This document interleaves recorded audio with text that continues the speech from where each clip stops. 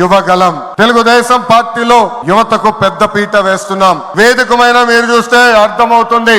మొన్న జరిగిన ఎన్నికల్లో 164 శాసనసభ్యుల్లో 88 మంది మొదటిసారి గెలిచిన శాసనసభ్యులు ఉన్నారు. కేబినెట్ లో కూడా తీసుకుంటే 25 మంత్రులకి ఏకంగా 17 మంది మొదటిసారి మంత్రులుగా కూడా నియమించారు గౌరవ జాతీయ అధ్యక్షులు చంద్రబాబు నాయుడు గారు. సీనియర్ని జూనియర్ని గౌరవిస్తాం, పనిచేసే వాళ్ళని ప్రోత్సహిస్తాం. గత ప్రభుత్వంలో ఒక HSBC Franklin Templeton Amar Raja జాకీని తరిమేస్తే మన ప్రభుత్వ అధికారంలోకి వచ్చిన తర్వాత TCS, LG electronics, NTPC, BPCL, Reliance CBG, Arcelor Mittal ఇలా అనేక పరిశ్రమలు ఆంధ్ర రాష్ట్రానికి తీసుకొచ్చాం. మెగా డిఎస్సి ప్రకటించాం. ఈ మెగా డిఎస్సి ద్వారా 16,347 ఉపాధ్యాయుల పోస్టులు వచ్చే నెల జూన్ మాసంలో కూడా మనం భర్తీ చేయబోతున్నాం. ఇంకా యువతకు 20 లక్షల ఉద్యోగాలు కల్పించే లక్ష్యంలో మన ప్రభుత్వం అడుగులేస్తుంది. మన రాష్ట్రంలో బలమైన యువ శక్తి ఉంది.